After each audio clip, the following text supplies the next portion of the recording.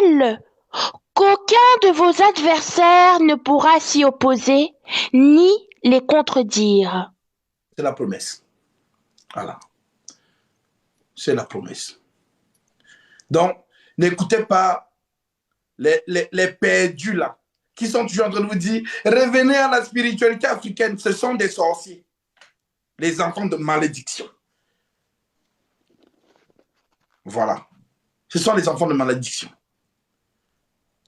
Ces enfants de malédiction ont fait une abomination aux yeux de l'Éternel. Ce que vous appelez nos grands-pères là, une abomination. C'est important que je donne ces versions. On va revenir sur ce que j'étais en train de dire. Lis-nous un peu Deutéronome 18, verset 9. Comme ça, ils vont comprendre pourquoi Dieu a détourné son regard de l'Afrique. Et pourquoi l'Afrique est dans cet état jusqu'à aujourd'hui. C'est la parole de Dieu. Le blanc, ce n'est pas le problème. Le blanc agit avec la puissance de Dieu. Voilà. On a lu ça dans Ésaïe 19.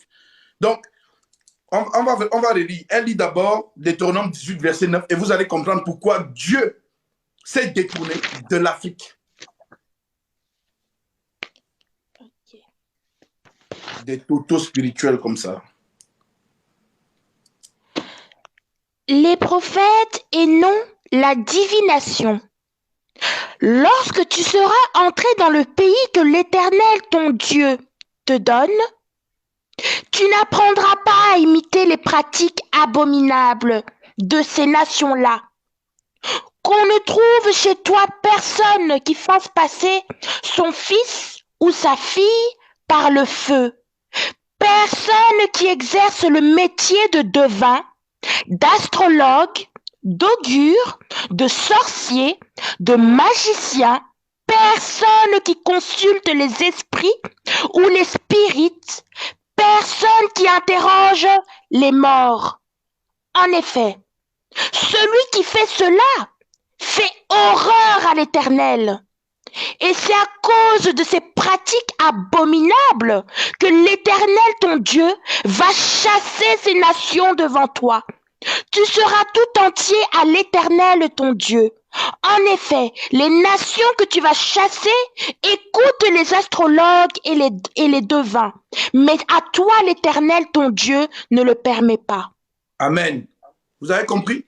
Maintenant, les sorciers de l'Afrique là. Ah non, nous c'est le vaudou. Ah non, nous quand on veut faire quelque chose, on va consulter le marabout. C'est la divination. Et l'Éternel, c'est en horreur à l'Éternel. Dans sa version, c'est écrit c'est en horreur. Mais dans l'autre version, c'est une abomination devant l'Éternel. Donc, vous qui faites ces choses, un antisémitisme, on invoque nos grands-pères qui sont morts, on invoque les esprits des ancêtres, continuez, enfants de malédiction. C'est à cause de cette pratique que Dieu a frappé l'Afrique dans l'état qu'il est. Oh non, les colons, ils sont venus arracher nos totems. Ils ont pris nos masques, nos sculptures, nos dieux. On les a enfermés dans le Louvre. C'est bien fait. Lis ça, parce que Dieu a dit ça. Lis ça dans Ésaïe 19. On va lire ça à partir du verset... Voilà. Tu vas lire Ésaïe 19. D'accord. Et tu vas insister sur au verset...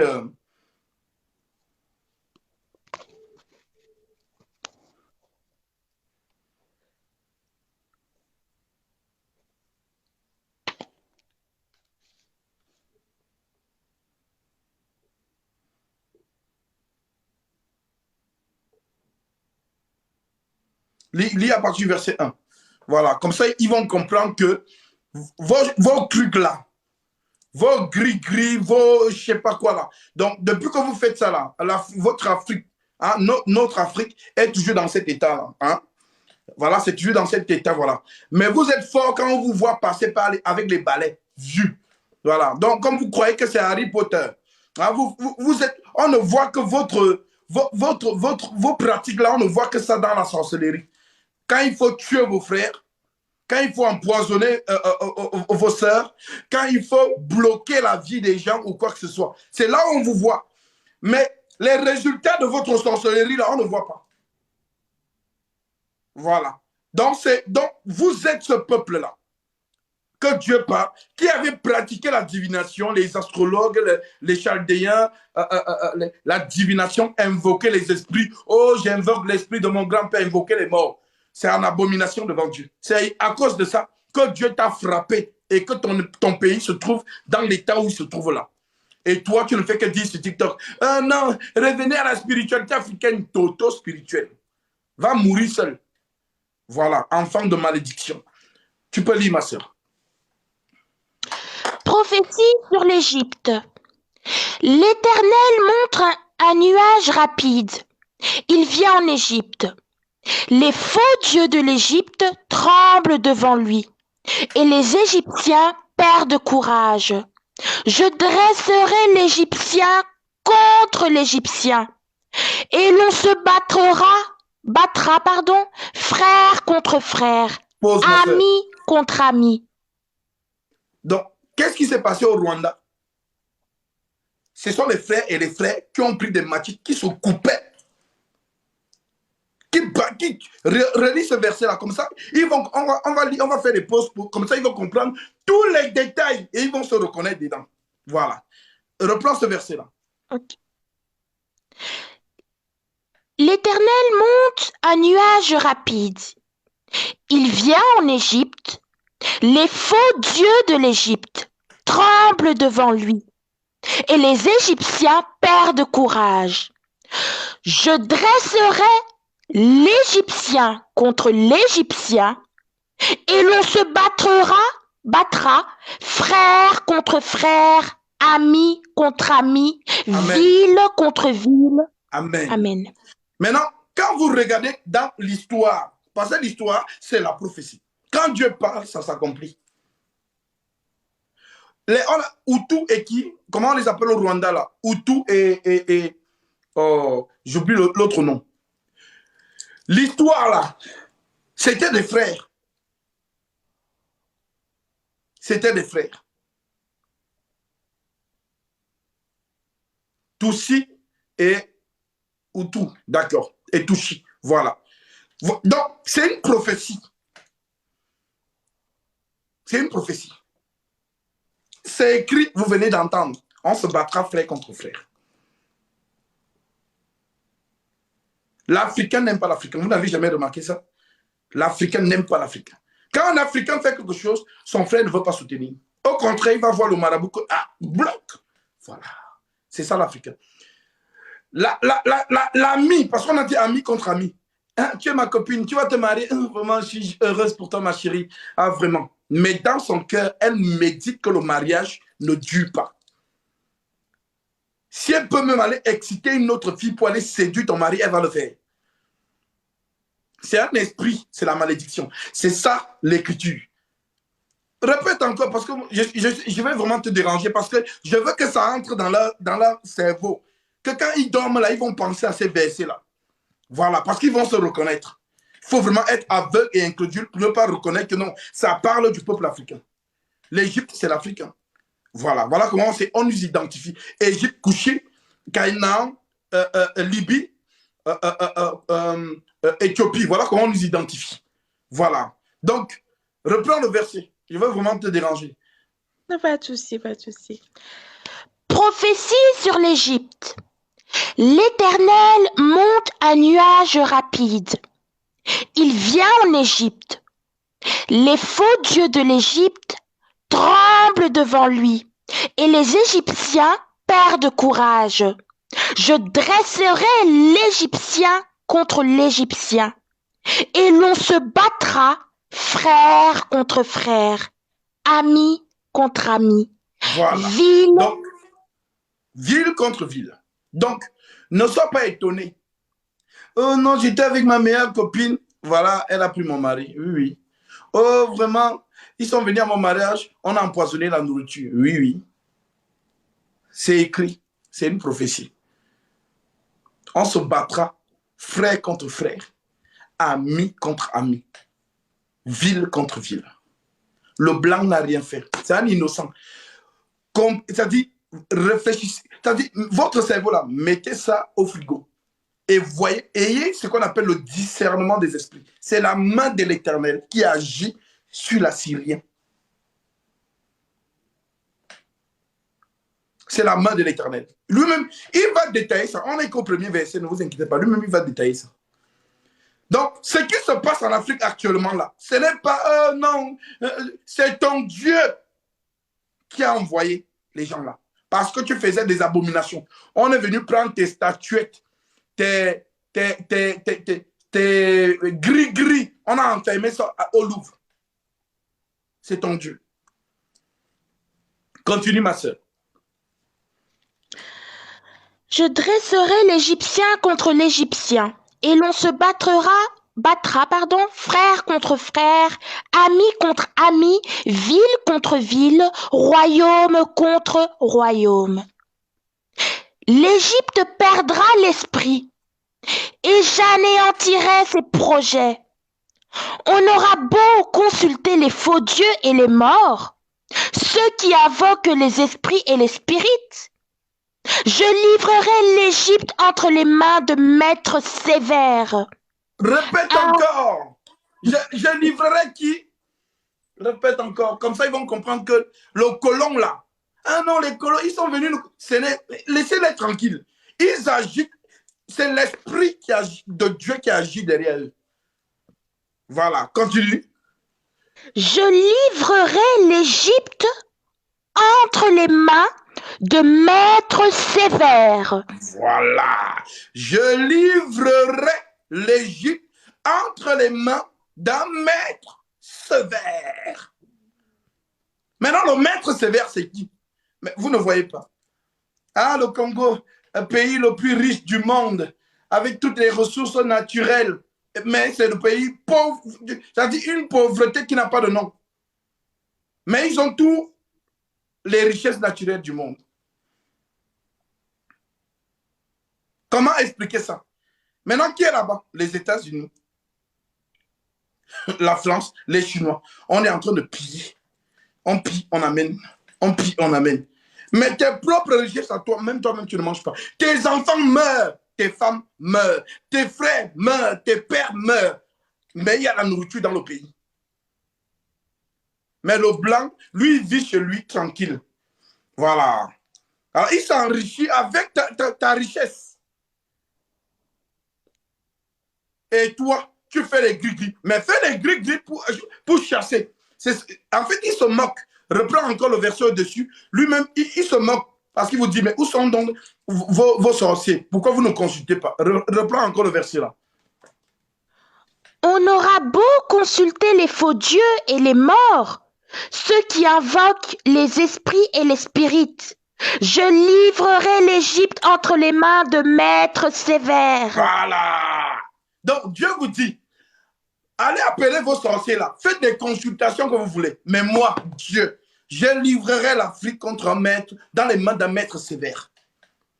C'est pourquoi, depuis que vous faites le vaudou là, depuis que vous faites les gris-gris, les sorciers, les tout là, les rites, les machins, les ceci, cela, est-ce que ça fonctionne? Oh non.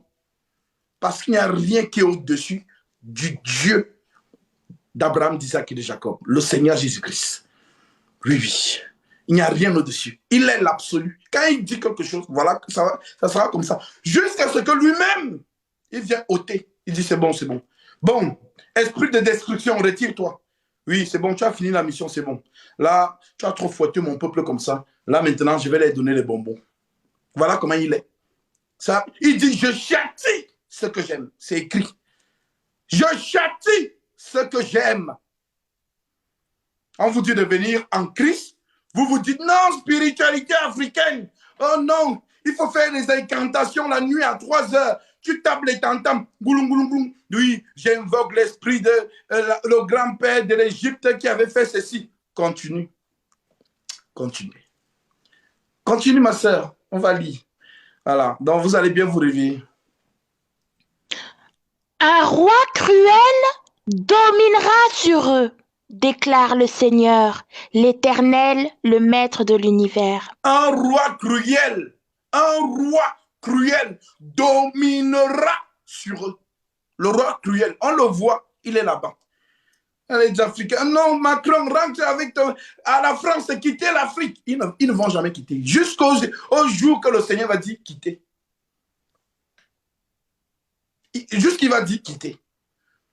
Donc, qui dit France, dit les États-Unis. Là où vous voyez l'Afrique, je vous ai dit, quand on vous enseigne les choses solides, vous ne comprenez pas.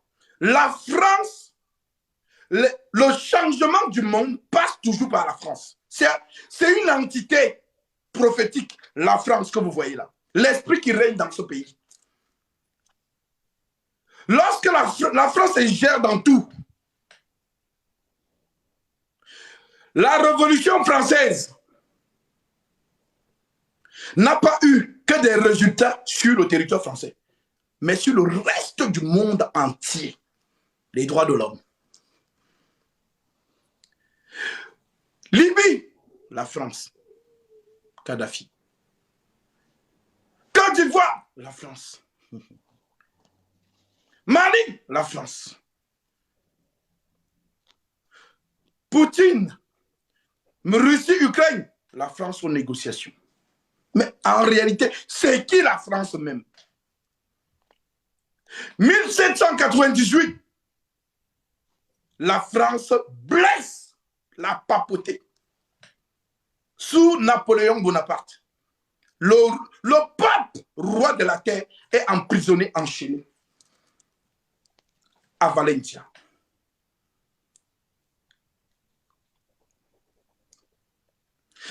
Les deux têtes de l'Union européenne, la France et l'Allemagne. On va commencer à vous décortiquer ça prophétiquement, parce que Daniel a parlé. Mais comme ces pasteurs, ils n'entrent pas dans les livres là, parce que ce sont des livres fermés, codés. C'est codé. Si tu n'as pas le décodeur, tu ne peux pas entrer là-bas. Alors ils passent le temps. Viens Jésus, tu seras sauvé, tu seras marié. Alléluia. Amen. Oh ma soeur, fais l'offrande prophétique. Donne ton Isaac. Donne ton Isaac. Oh, ribobobobo. Oh, Dieu me dit, on vous embrouille comme ça. On vous embrouille comme ça. Et vous dites, ah, j'étais à l'église. Réveillez-vous. Réveillez-vous. Il y a une autre dimension. Jésus-Christ, la doctrine, là, c'est le lait. C'est pour marcher fidèlement dans le fondement. Mais l'autre dimension, c'est la révélation, la prophétie et la connaissance. Quand on dit prophétie, ce n'est pas prophétie.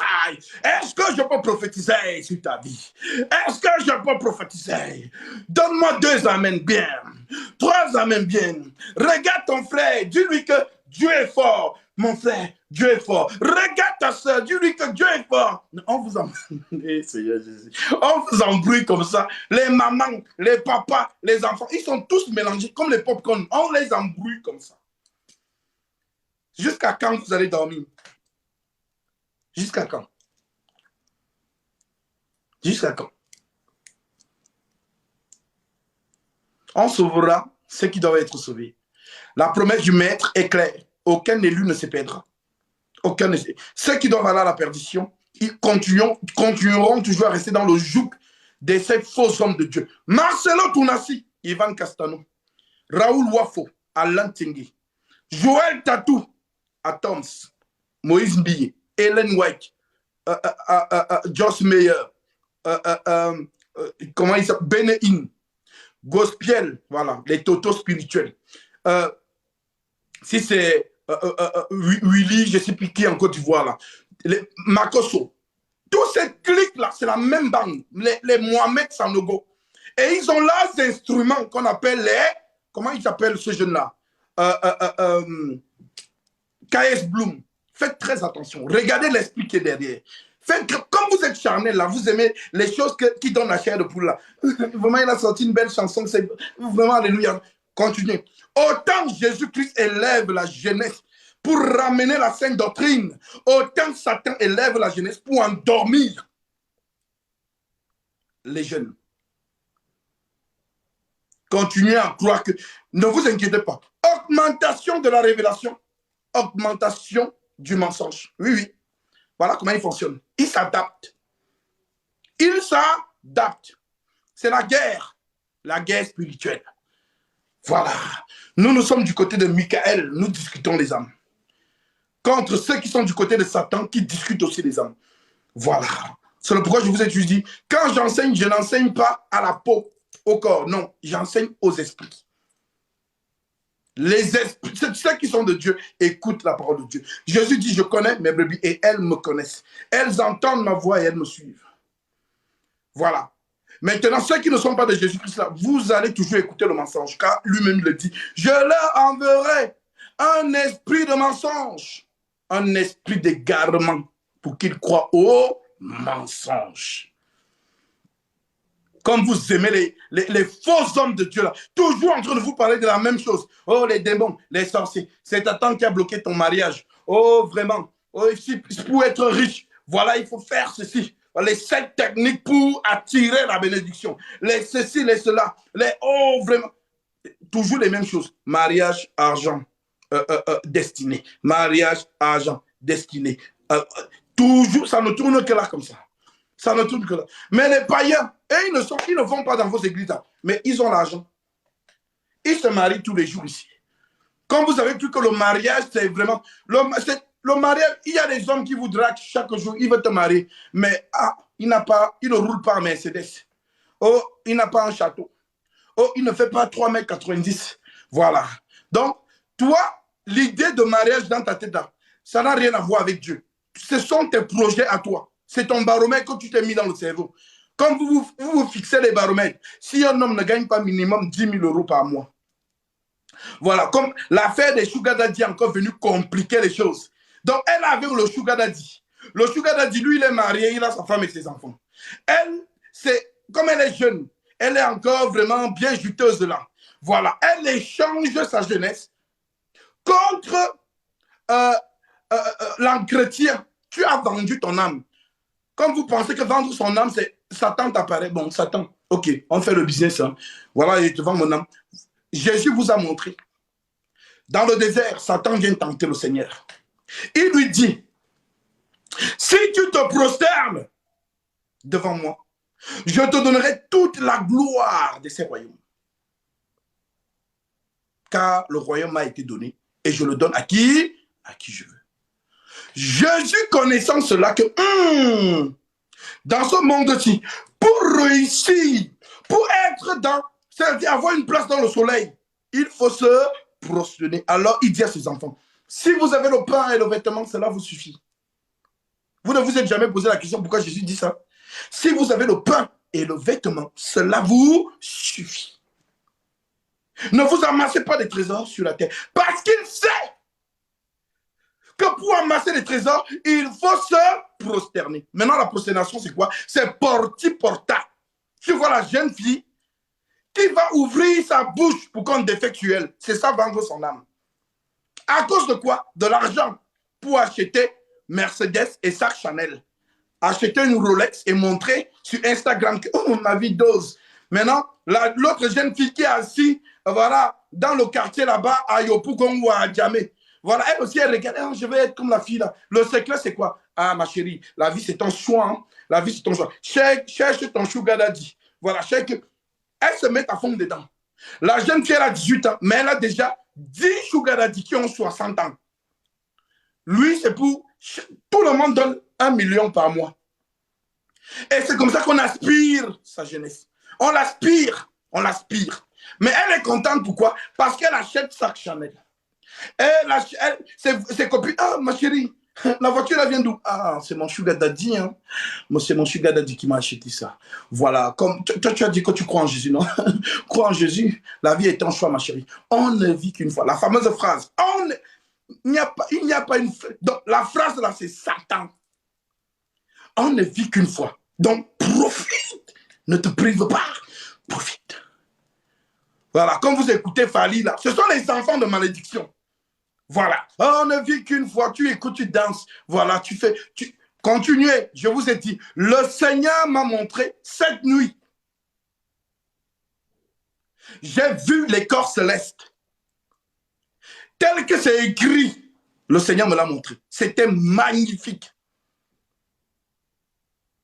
J'ai vu cette écriture. Il est assis avec nous dans les lieux célestes. Parce que lorsqu'il va apparaître, il apparaît avec ses corps célestes. Donc lorsque tu ressuscites avec ce corps. C'est ça qui te permet d'aller entrer dans la lumière. J'ai vu ça ce soir. C'est une prophétie. C'est écrit. C'était magnifique. Les âmes montaient avec une brillance, une lueur, une lumière qui est indescriptible. C'était trop beau. Trop beau. C'est pas comparable. Même les mots ne peuvent pas quantifier et vraiment expliquer ce que j'ai vu dans ce songe-là. C'était magnifique. C'est un Dieu glorieux. Et toi, tu veux rater cette gloire-là. Pour les choses qui périssent, à quoi sert à l'homme de gagner le monde s'il perd son âme? Ça sert à quoi? Tu vas porter les sacs Chanel là. On va déféquer dans ta bouche jusqu'à quand? On va pisser dans ta bouche. Jusqu'à quand? Donc, tu veux plaire à l'homme. Tu vas montrer sur Instagram, sur les réseaux que ta vie dose. Pour quel gain? Explique-moi un peu. Pour quel gain? C'est quoi le gain? C'est quoi le gain derrière? Ne sais-tu pas qu'il y a des gens qui ont vécu avant toi? Qui ont bâti les entreprises et tout. Tout est resté, ils sont au séjour des morts aujourd'hui. Il fallait juste qu'on leur donne seulement même 5 minutes qu'ils reviennent sur la terre pour se repentir. Ce n'est plus possible. C'est pourquoi le Seigneur Jésus-Christ déclare: à quoi sert à l'homme de gagner le monde s'il perd son âme? Ça te sert à quoi? Oui, tu auras 3 millions de followers. Oui, tu auras, on va mettre les likes. Voilà. Mais après ça. Donc pose-toi la question après ça. Comme vos corps là, vous pensez qu'on ne connaît, on n'a pas compris votre technique. Vous vous moulez, vous vous habillez sexy, vous mettez les postes. C'est pour aguicher. C'est votre bureau, c'est votre travail. C'est pour attirer les canards ou les vieillards. Voilà, qui savent qu'ils ne peuvent pas plaire à une femme si ce n'est que par l'argent. Voilà comment vous attirez vos clients. Vous êtes des prostituées. Voilà, vous vous prostituez pour un gain honteux, pour la perdition. Réveillez-vous. Et vous avez des sorcières possédées qui viennent vous dire: oh, c'est pour poser question. Oui, ma chérie, est-ce qu'il est caviar? Comme vous ne savez pas discerner là, vous regardez les gens dans l'apparence. Mais derrière, il faut voir l'esprit qui est derrière. Parce que je suis sûr que si un jour elle est en live et que Dieu t'ouvre les yeux pour voir l'esprit qui est derrière elle, tu vas fuir. Mais tant que tu n'as pas encore fui, tu es toujours là, tu prends les conseils, tu mets dans ta poche. Tu prends les conseils de Satan, tu mets dans ta poche. Après, tu vas mettre ça en pratique sur le terrain, n'est-ce pas? Mais c'est incroyable. Parce que vous êtes endormi spirituellement. Que Dieu vous ouvre les yeux un jour. Vous voyez un peu. C'est comme vous pensez que tout ce que vous voyez, comme on dit communément dans le monde, tout ce qui brille n'est pas or. Satan est au travail. Satan est au travail. Satan est au travail. L'Apocalypse dit: malheur à vous, habitants de la terre, car le diable est descendu vers vous animé d'une grande colère, sachant qu'il lui manque peu de temps. La colère de Satan se résume à quoi? De vous séduire et vous amener à la perdition. Et il se déguise comme il faut. Ne vous inquiétez pas, il est dans tout ce qui est organisé. Tout ce qu'il fait, ça brille. Pour mieux vous séduire. Hier, nous avons parlé de ces deux femmes. La prostituée, qui a la ruse dans le cœur et qui est rétive et bruyante, avec l'apparat. Le maquillage, là, vous savez d'où ça sort? Quand vous vous camouflez derrière le maquillage, ce n'est pas vous. C'est l'esprit de la ruse. C'est l'esprit de la ruse. Ça veut dire que tu te maquilles, tu mets les faux cheveux, tu fais les trucs. Lorsque l'homme te regarde sur les réseaux, il est attiré. Il t'invite au restaurant. Déjà, il trouve qu'il y a un décalage entre ce qu'il a vu sur les réseaux et la vérité. Là, maintenant, lorsque il commence à faire connaissance avec toi, le jour où il te voit en vrai, il dit: mais attends, ce n'est pas ce que j'ai vu sur les réseaux.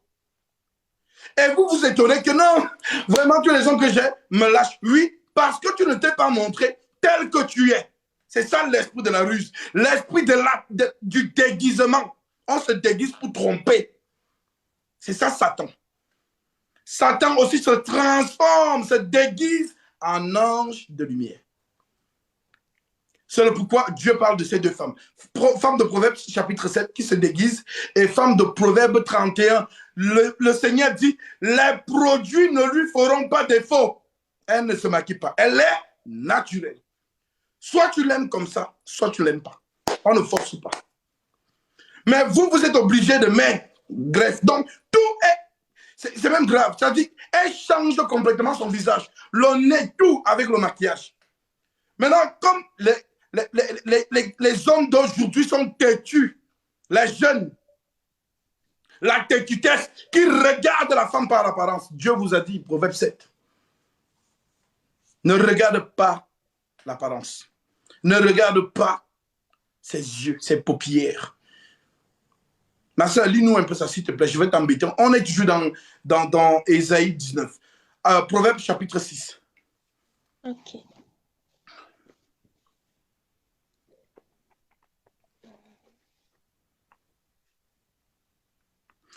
Proverbe chapitre 6.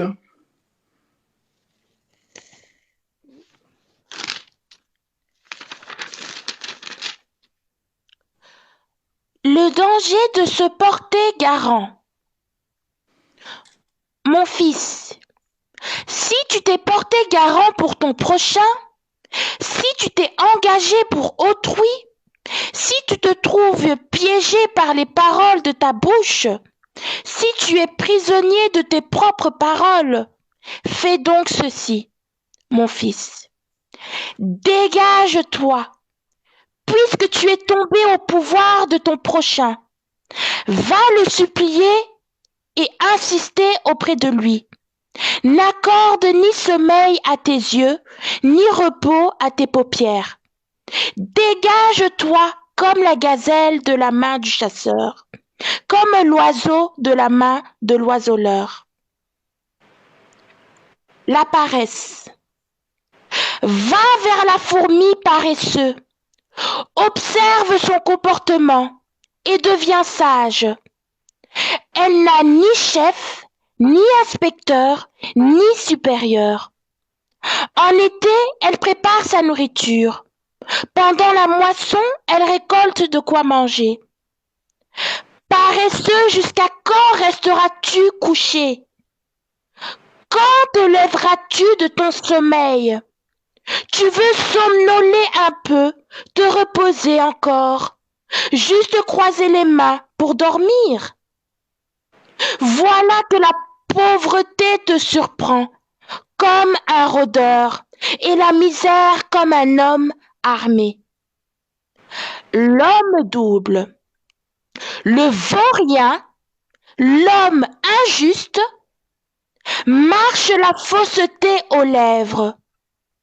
Il lance des clins d'œil, s'exprime du pied, fait des signes avec ses doigts.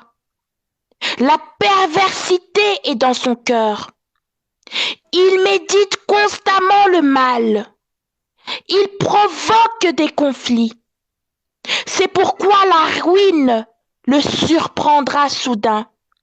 Tout d'un coup, il sera brisé sans remède. Il y a 6 choses que l'Éternel déteste, et même 7, dont il a horreur. Les yeux hautains, la langue menteuse, les mains qui versent le sang innocent, le cœur qui médite des projets injustes, les pieds qui se dépenchent de courir au mal, le faux témoin qui dit des mensonges et celui qui provoque des conflits entre frères. Les conséquences de l'adultère. Mon fils, garde le commandement de ton père et ne rejette pas l'enseignement de ta mère. Lis-les constamment sur ton cœur, attache-les à ton cou. Ils te dirigeront dans ta marche. Ils te garderont dans ton lit. Ils te parleront à ton réveil. En effet, le commandement est une lampe et l'enseignement une lumière. Et les avertissements de l'instruction sont le chemin de la vie. Ils te préserveront de la femme mauvaise, des flatteries de l'inconnu. Ne convoite pas sa beauté dans ton cœur. Répète encore cette partie-là, s'il te plaît. En effet, donc les conséquences de l'adultère. Mon fils, garde le commandement de ton père et ne rejette pas l'enseignement de ta mère. Lis-les constamment sur ton cœur, attache-les à ton cou. Ils te dirigeront dans la marche et ils te garderont dans ton lit. Ils te parleront à ton réveil. En effet, le commandement est une lampe et l'enseignement une lumière. Et les avertissements de l'instruction sont le chemin de la vie. Ils te préserveront de la femme mauvaise, des flatteries de l'inconnu. Ne convoite pas sa beauté dans ton cœur. Ne te laisse pas prendre par ses zoyades.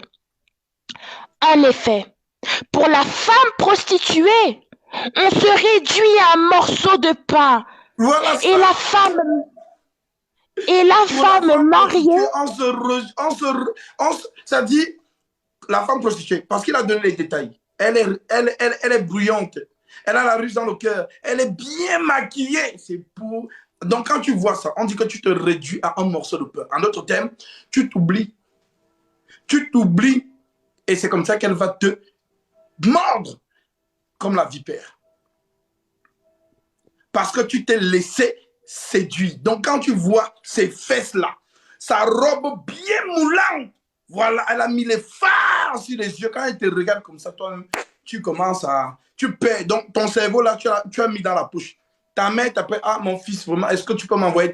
Non, maman, je n'ai pas l'argent. Dès qu'elle va te dire, tu ne m'amènes pas dans un restaurant? Oui, ma chérie, il n'y a pas de souci. Choisis le restaurant que tu veux. Oh, on va chez Alain Ducasse. Alain Ducasse, pour bien manger 2 personnes, c'est au moins 1200 € avec un bon vin. Voilà, tu dis non, il n'y a pas de souci.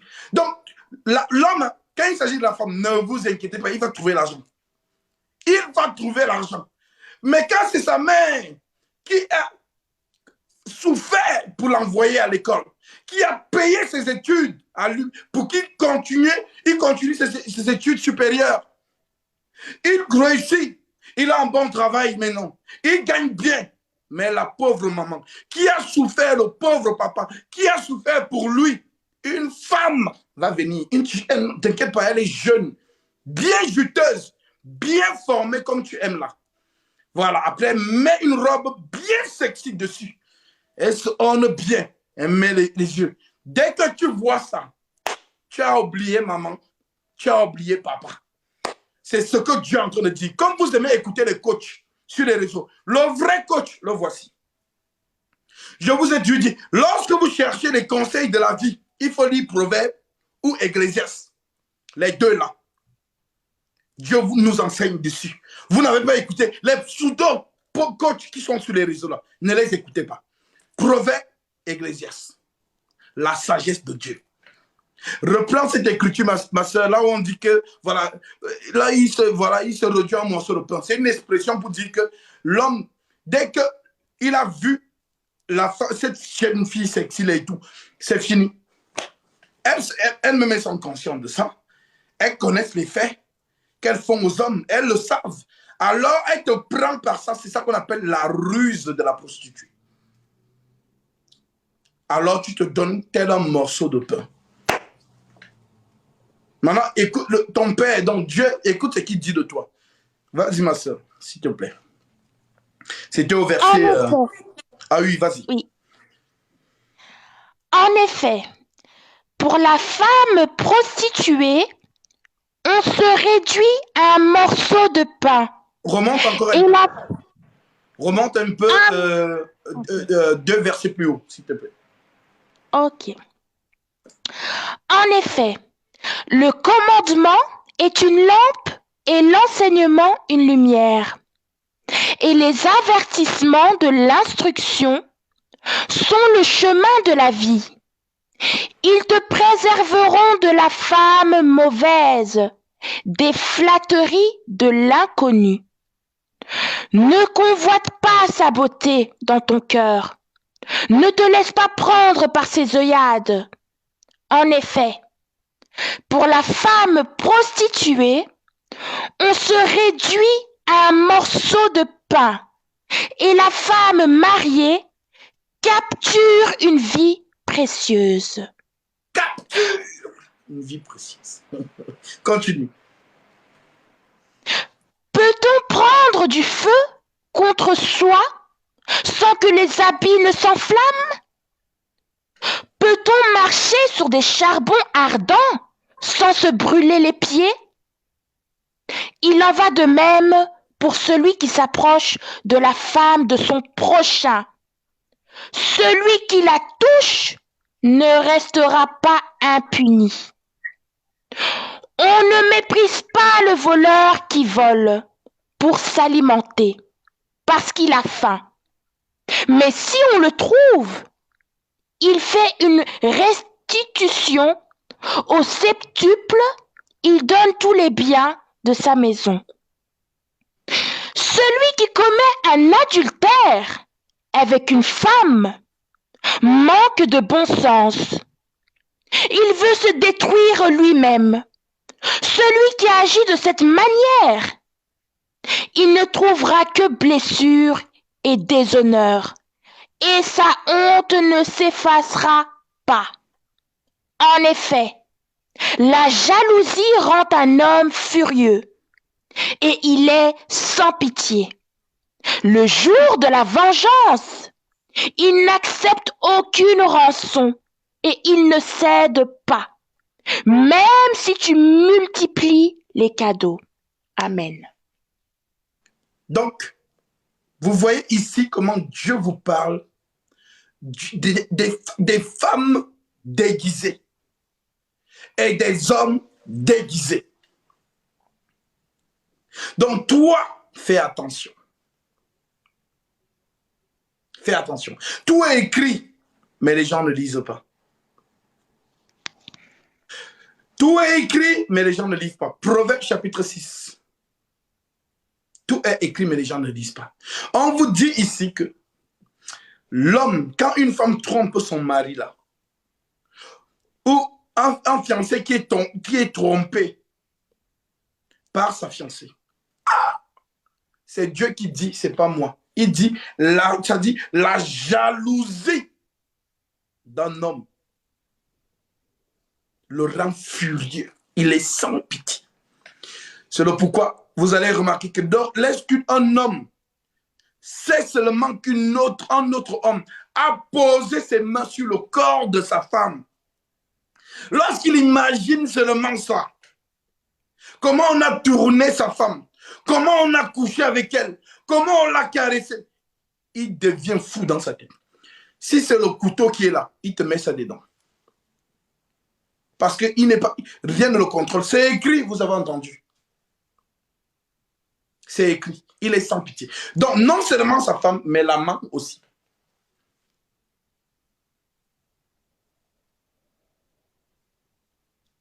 Donc, la tromperie dans son foyer.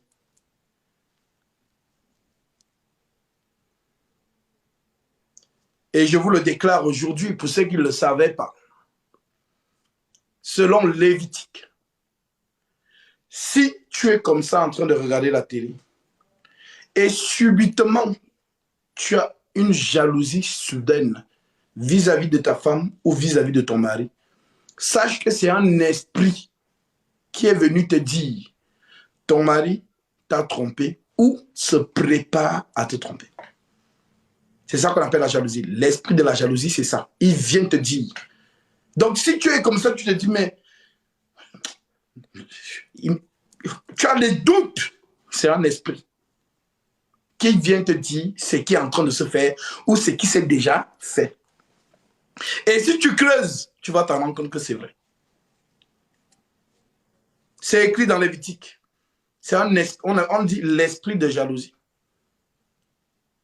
Et si un homme soupçonne ta femme et qu'il est saisi d'un esprit de jalousie, il ira avec elle chez le souverain sacrificateur. On posera la question à cette femme. Le souverain sacrificateur va faire une eau qu'on appelle une eau amère, l'eau de la malédiction. Il posera la question à la femme. Est-ce qu'un autre homme, à part ton mari, t'a touché? Si elle dit non, mais qu'elle ment, c'est-à-dire un homme l'a touché, on va lui dire bois, c'est tout. Si elle boit et qu'elle a menti, la malédiction, elle part comme ça. C'est écrit dans Lévitique. On va lire ça. Ne vous inquiétez pas, nous sommes toujours dans Ésaïe 19. Maintenant, pareil, si elle dit que non, aucun autre homme ne m'a touché, elle va boire et rien ne va se passer.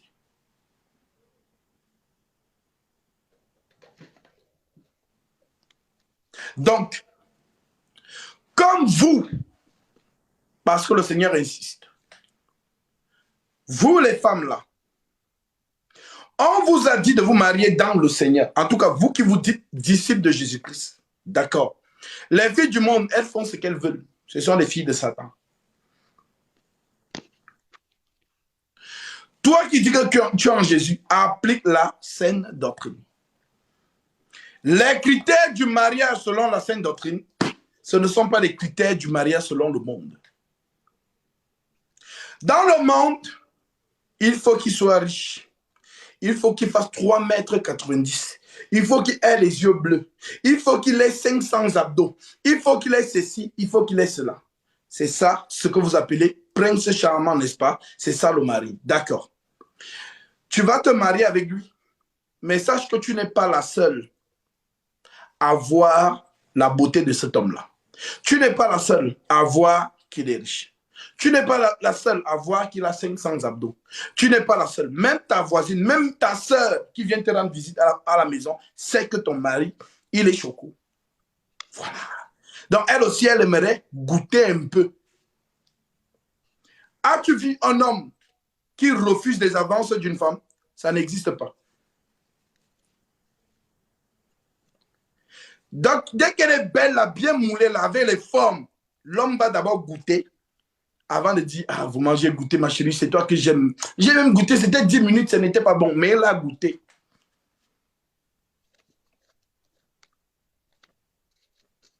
Donc, les critères de la sainte doctrine, il faut qu'ils soient dans le Seigneur, a dit l'apôtre Paul en Corinthiens chapitre 7. Maintenant, dans le Seigneur, c'est 2 versets. Éphésiens chapitre 5, verset 22. Tu peux lire ça, ma soeur, avant qu'on ne lise Proverbe, avant qu'on ne lise Lévitique. Éphésiens 5, 22. Voilà, le mariage selon Dieu et non pas selon le monde. Proverbe, plutôt Éphésiens 5, verset 22, s'il te plaît.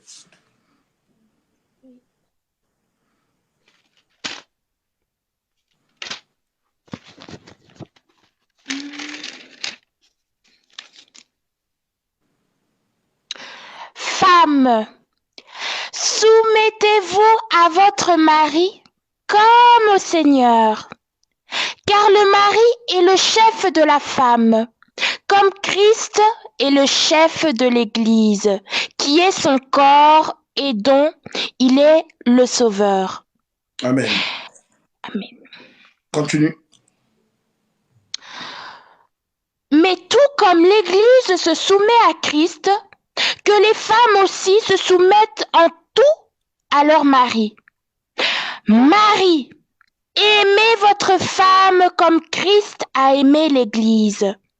Il s'est donné lui-même pour elle, afin de la conduire à la sainteté, après l'avoir purifiée et lavée par l'eau de la parole, pour faire paraître devant lui Cette Église glorieuse, sans tache, ni ride, ni rien de semblable, mais sainte et irréprochable. C'est ainsi que les propres corps, celui qui aime sa femme s'aime lui-même. En effet, jamais personne n'a détesté son propre corps. Au contraire, il le nourrit et en prend soin, tout comme le Seigneur le fait pour l'Église, parce que nous sommes les membres de son corps, formés de sa chair et de ses os. C'est pourquoi l'homme quittera son père et sa mère, s'attachera à sa femme, et les deux ne feront qu'un. Ce mystère est grand, et je dis cela par rapport à Christ et à l'Église. Du Amen. reste, Amen. Donc, le frère en Christ connaît un verset. Homme, aime ta femme, comme Christ a aimé l'Église et s'est donné lui-même pour elle. Et on fait comprendre à cet homme-là que la femme-là, c'est ton corps. Est-ce qu'on peut frapper son corps? Non. Est-ce qu'on peut insulter son corps? Non. Alors, c'est ça ta femme. La femme, c'est le corps de l'homme. Parce que l'homme, c'est le chef, dont la tête, Christ est le chef de l'Église. L'Église, c'est une femme. Et Christ, la tête, est le chef.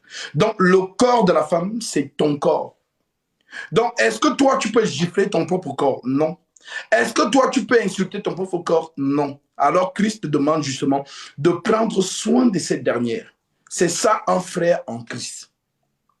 Est-ce que Christ a trompé sa femme? Non. Alors, tu es dans son modèle là. C'est le pourquoi un disciple de Jésus-Christ sait qu'il ne peut pas tromper sa femme. Même s'il est tenté dehors, le verset va résonner. Parce qu'il veut plaire à son chef, Christ. Mais celui qui est dans le monde, comme tu l'as pris parce qu'il a les abdos, parce qu'il roule en Mercedes dernière sortie, parce qu'il est ceci, il est cela, ne t'inquiète pas. À chaque fois qu'il aura l'occasion de coucher avec une autre femme, même ta sœur, il ne va pas hésiter. Comme tu es têtu, vas-y.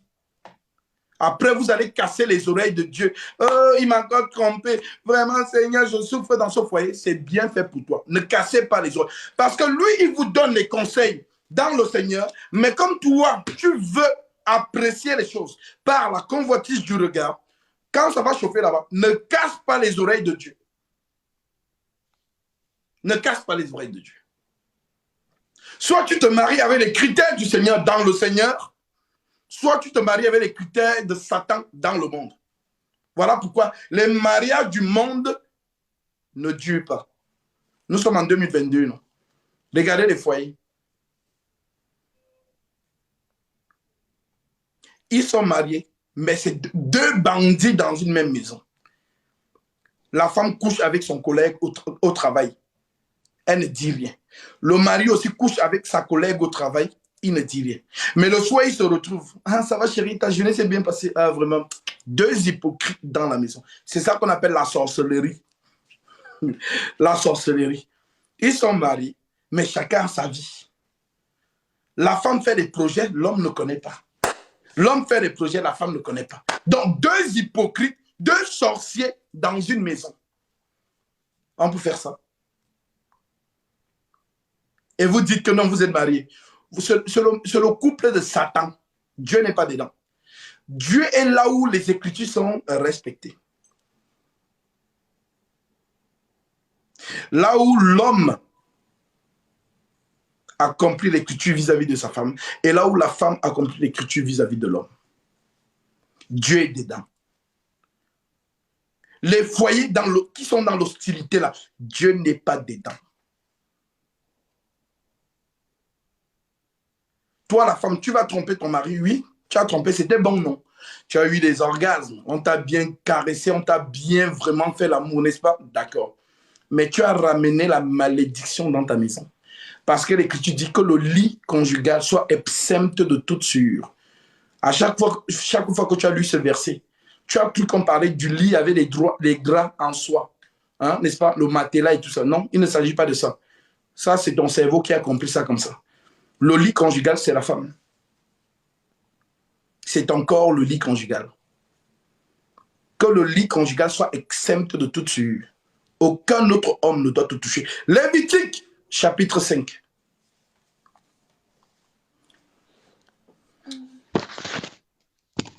Nous allons plutôt prendre... alors, commençons par Nombre. Nombre, chapitre 5. Ok. Alors, tu prends à partir du verset...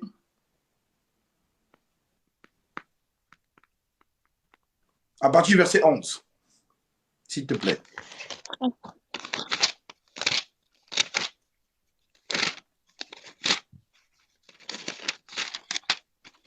Nombre 5 à partir du verset 11. L'Éternel dit à Moïse, transmets ces instructions aux Israélites. Supposons qu'une femme se détourne de son mari et lui devienne infidèle, qu'un autre couche avec elle à l'issue de son mari et qu'elle se rende impure en secret, sans qu'il y ait de témoins contre elle et sans qu'elle soit prise sur le fait. Supposons que le mari soit saisi d'un esprit de jalousie et soupçonne sa femme qu'elle se soit effectivement rendue impure ou non. Le mari amènera sa femme au prêtre et apportera en offrande pour elle 2 litres de farine d'orge. Il n'y versera pas d'huile et n'y mettra pas d'encens, car c'est une offrande de jalousie, une offrande de souvenir qui rappelle une faute. Le prêtre fera approcher la femme et la fera se tenir debout devant l'Éternel. Il prendra de l'eau consacrée dans un récipient en terre. Il prendra aussi de la poussière sur le sol du tabernacle et la mettra dans l'eau. Le prêtre fera tenir la femme debout devant l'Éternel. Il défera la chevelure de la femme et posera sur ses mains l'offrande de souvenir, l'offrande de jalousie, tandis que lui-même tiendra dans sa main l'eau amère qui apporte la malédiction. Le prêtre fera jurer la femme et lui dira, si aucun homme n'a couché avec toi, et si tu n'étais pas tourné vers un autre que ton mari pour te rendre impure, sois reconnue innocente par cette eau amère porteuse de malédiction.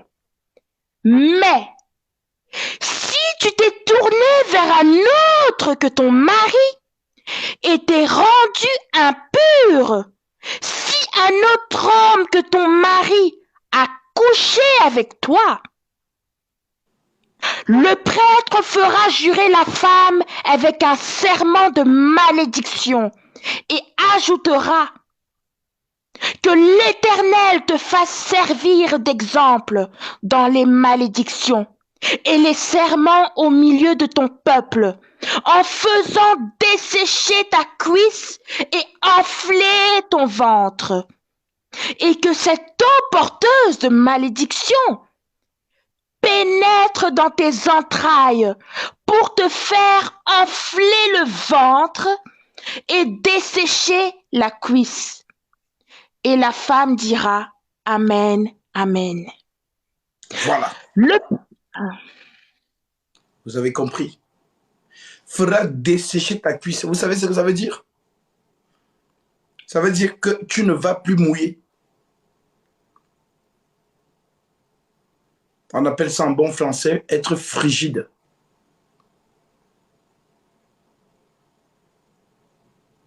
Et une femme qui ne mouille pas, tous ses rapports sont douloureux.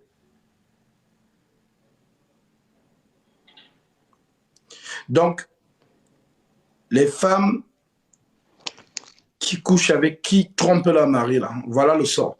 Aujourd'hui, il n'y a plus de... Le culte lévitique est fini. Le prêtre ne fait plus de rites. Mais Dieu continue le relais. C'est le pourquoi n'amenez pas la malédiction dans vos foyers. Quand on se marie là, c'est la fidélité.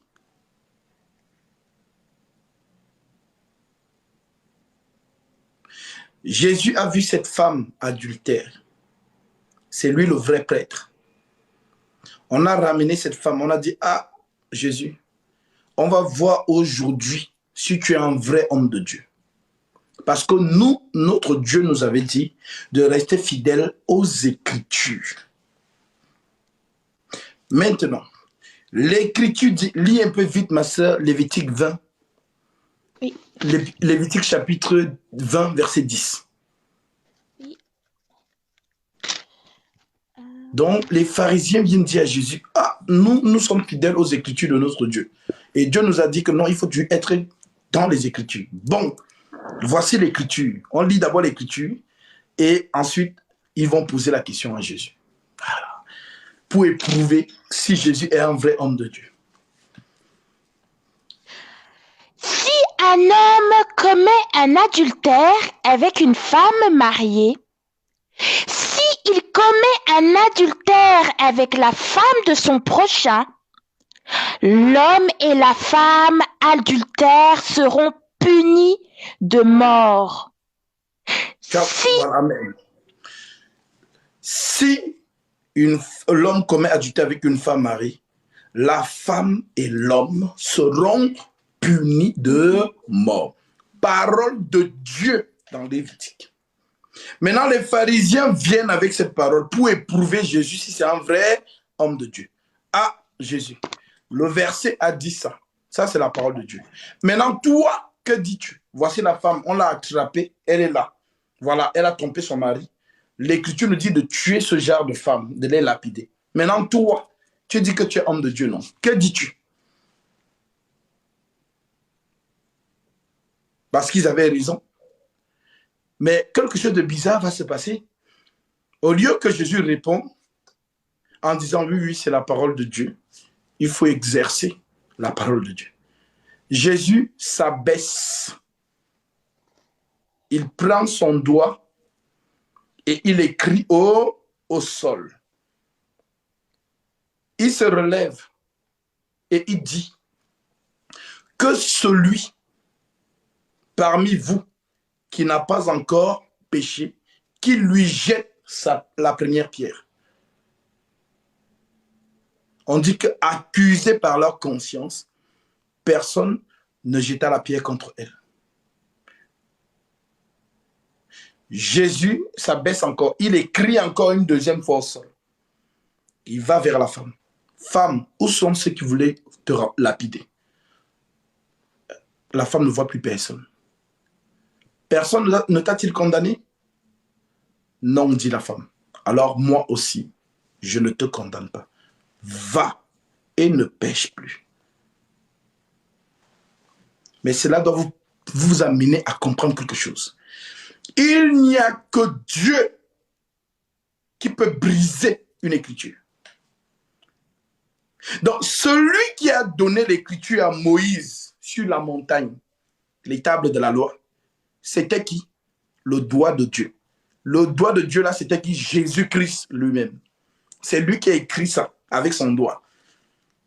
Maintenant, comme c'est lui, Dieu, il est le seul à rectifier cette loi.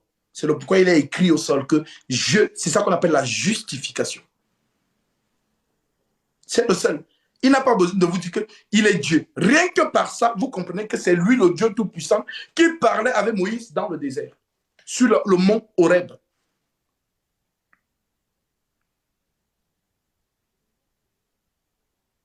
Maintenant, le Seigneur dit, va et ne pêche plus. Ça prouve qu'il a compassion. La femme est partie. certainement, elle est redevenue une femme fidèle. Maintenant, toi, tu es dans un foyer aujourd'hui. Tu t'es marié avec un homme. Ah, je ne sais pas pourquoi le Seigneur insiste, mais il y a des gens dans le live qui se reconnaissent dans ce que je dis. Alors le Seigneur te parle. Le foyer,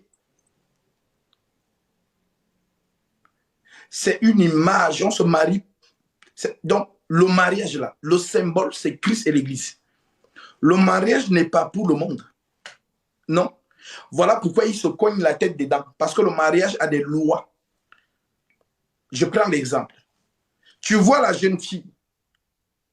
Elle dit, je suis féministe. L'homme n'est pas mon chef. Je suis cela. Mais c'est elle qui veut se marier.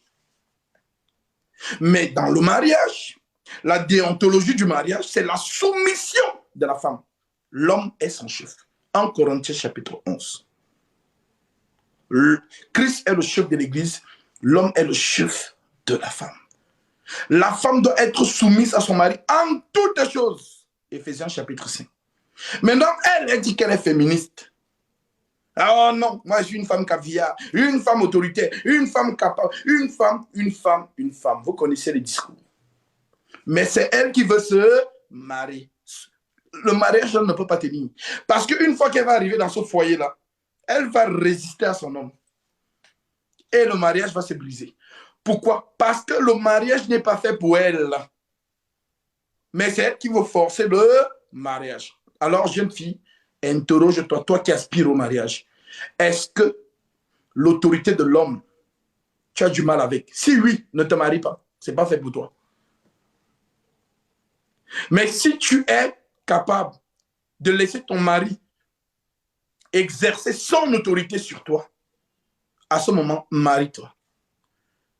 Mais si tu vas dans ce foyer-là, c'est la malédiction que tu vas l'amener là-bas.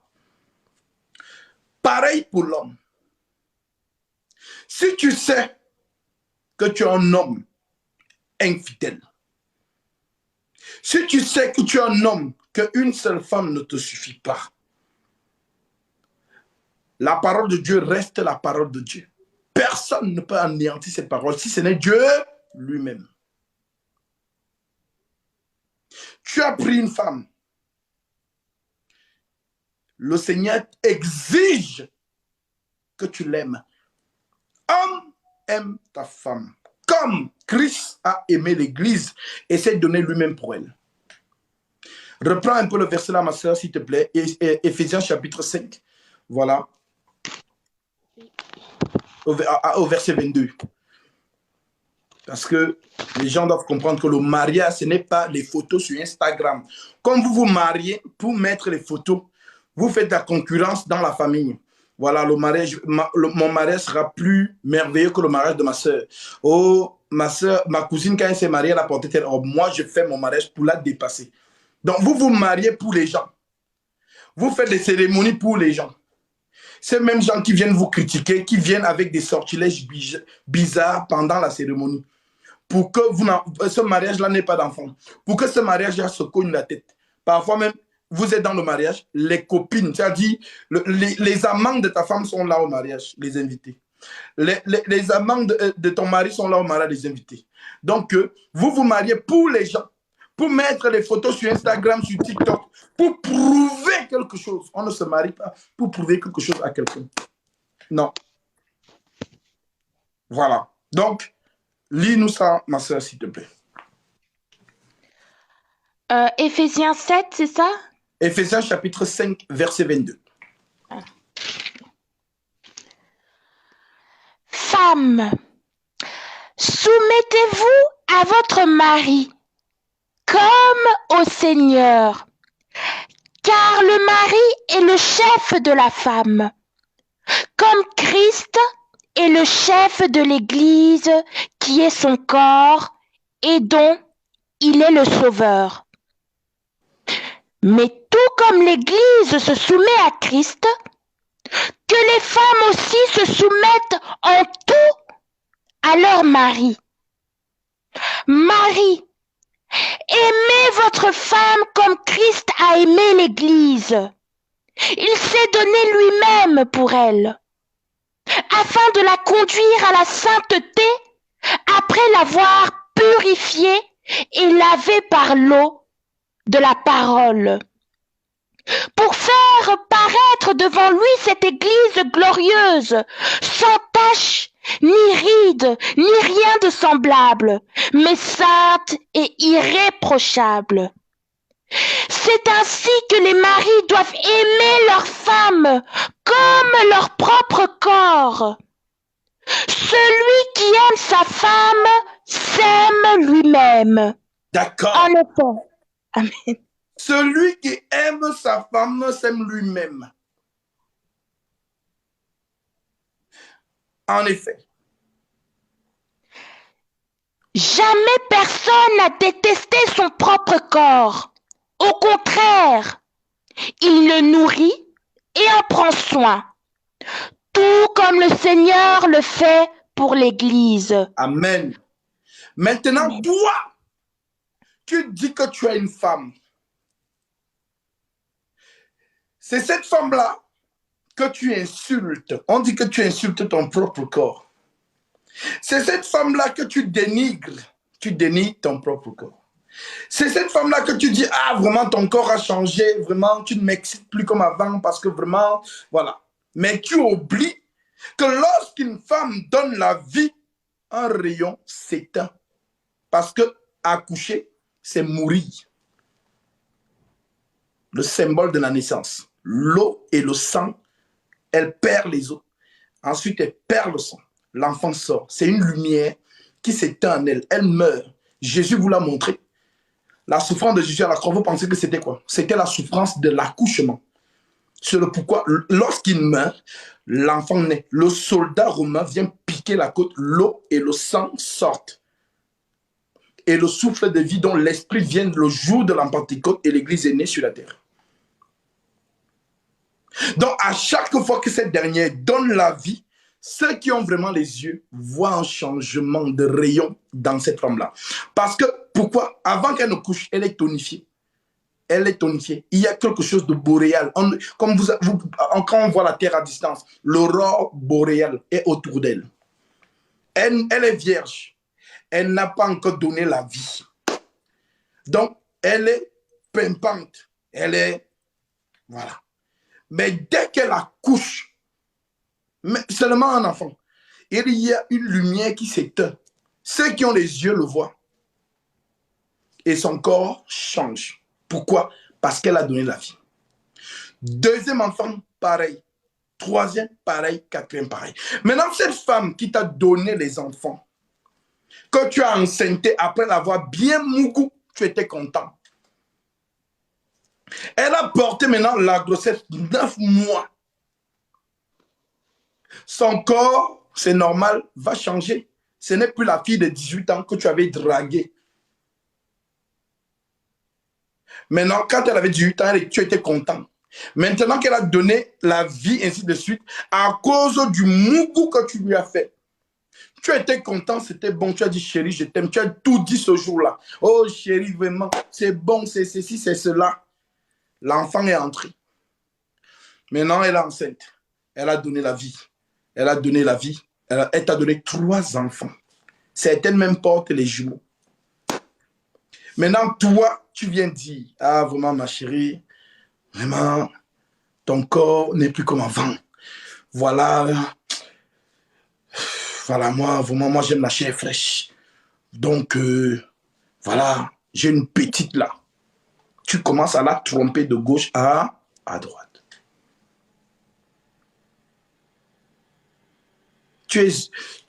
Déjà, premièrement, tu n'es pas un disciple de Jésus-Christ. Tu es un bandit, un enfant de malédiction. Parce que cette femme, elle t'a aimé. Une femme, si elle ne t'aime pas, ne te donnera pas son corps pour porter ta semence. Mais elle t'a aimé, elle est devenue ta femme.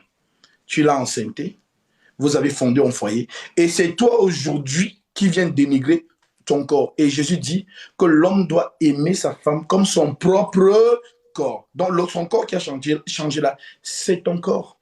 Parce que c'est toi qui l'as rendu comme ça. Elle a porté la vie.